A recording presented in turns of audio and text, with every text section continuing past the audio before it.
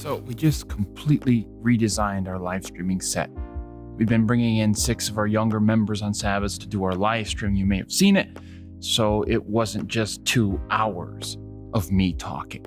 But now we've decided that we can't risk that any longer. So we had to reconfigure all of our gear for one person to be able to run it. Me. Oh boy. I'm a little bit nervous because this is Easter weekend coming up, and this isn't exactly the weekend where you just want to throw all of your technology in chaos and just figure it out all over again. But here we are. So you want to go take a look with me? Let's go.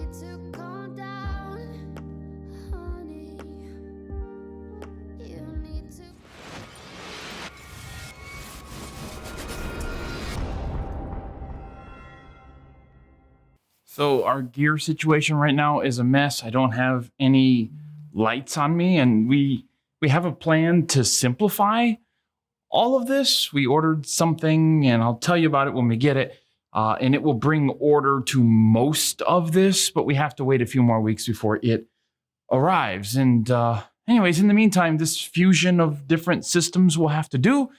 It's a combination of the $1,000 Sling Studio Hub down to a light bulb that 3G found at a camp for free.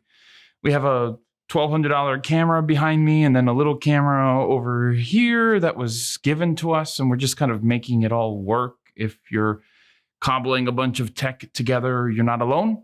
I'll definitely give you a tour of what we're doing once we kind of figure out, what we're doing.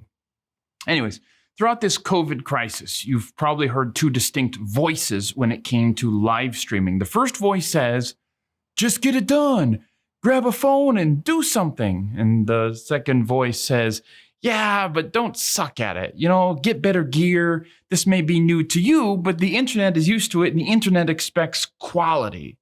And so I really wanted to spend this video answering the question, which of these 2 voices is right? And if you ask me, which I think you did because you're watching this video, I would say both. Look, when the coronavirus hit us, we were scrambling to get something working. Some of us are still scrambling, and just hang in there if you are. But we're a month into this, okay? Here in Peoria, we've done 4 online church services already. Most churches have started to get into a rhythm. They know what to expect. The members know how to get on now. And so this first phase was just getting online by any means necessary. The second phase is going to be about leveling up. Now, the next level for you might be getting better gear or better software, or it just might mean doing what you do at a higher level, more organization, more planning, just kind of putting more into it. I hurt my finger. I was peeling potatoes and I cut the tip of it off, and I'm going to survive, I think. I think there's one thing the coronavirus did, it's to help us to put our injuries in perspective, because I look at this and it's like, ow, that hurts. Yeah, but there's people on ventilators at a hospital right now. There's people who have serious medical problems and they're not sure whether they should even trouble the doctors and nurses by going to the ER. If you do have a serious medical problem, go to the ER, okay? They'll take care of you. But for the rest of us with this minor stuff, we're like, yeah, suck it up. Suck it up and get over it and keep praying for those people in the hospitals. Anyways, there's no one size fits all for leveling up. If you started out with a phone and Facebook, leveling up is probably not going to mean spending $5,000 on a 3-camera setup. Although, if you do want to spend $5,000 on a 3-camera setup, I put some kits that you guys can get to help give you an idea of what leveling up might look for you in the description below. For you, though, if you started out with the phone and Facebook, the next step, the next level might mean getting a $300 Vixia camcorder and a better mic. If you have a really good camera already, leveling up might mean you get 2. Leveling up might mean you learning how to use OBS better, which costs you absolutely nothing. No matter what your budget, look for ways to level up.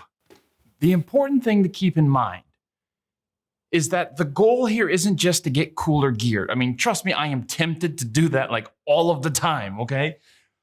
Phase 2 of this COVID crisis is all about developing strategy. You've had a month to get used to the way of doing things this way, and it's time to catch your breath and think about the future. There are a few reasons why leveling up matters. I mean, first, we have no idea how long this thing is going to last, okay? At this point, it looks like at least a couple more months, but we really don't know. The goal isn't just to survive this moment. The goal is to master this moment. The waves are just pounding, like shot out of a gun. Anyways, the waves are pounding like all of us, and you don't win by holding on to your surfboard and outlasting the waves, right? Waiting for the tide to roll out. You win by finding a way to get on your board and surfing these waves, man, to use these waves to move you forward. Second, get it out of your head that we're going back to the way things used to be. A lot of people are resisting investing in live streaming tech because our church committees are a mess and because it's not like we're going to use it much when all this is over, right? And for some churches, I'm sure that's true, but I want to challenge the rest of you not to nurture that idea. I mean, we're creating a new normal here. A lot of our members and people in our communities are getting used to finding us online.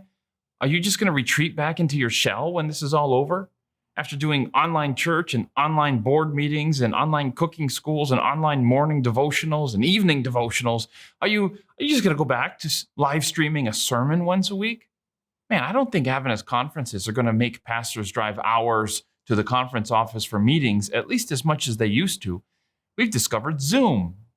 I don't think your company, who may have been resistant to you working from home before, is going to be as resistant afterwards. Something has changed, and it's changed for good. There will be a new normal.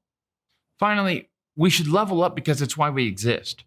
In the past, many of us have treated our internet audience as a secondary audience. Now they're our primary audience, our only audience. Are we just going to abandon them when this is over? I don't care how small your church is. If your church's mission doesn't encompass the digital world, then your mission isn't bold enough. The Great Commission is about digital neighborhoods as much as it is about physical ones. And if you're going to extend your mission into the digital world, then you owe it to the gospel of Jesus Christ to do it well. Look, this isn't a call to go out and spend $10,000 on the newest toys. I mean, be smart about it. Develop a vision of what God wants your digital church to look like, and then go get the gear you need. I mean, I get it.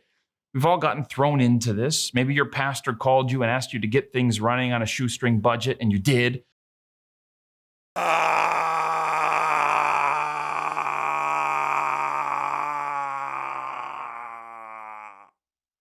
But you're not the tech person, right? This isn't your area. Who cares? You've been chosen for such a time as this, so do the best you can. Let me hear you say chosen. Join an online community like Digital Discipleship on Facebook and find people who can help answer your questions. I know none of us asked for this.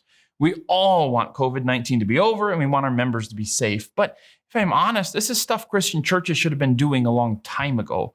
We've treated our websites and our YouTube channels as a cluttered bulletin board or a place for members on vacation to hear what the pastor said.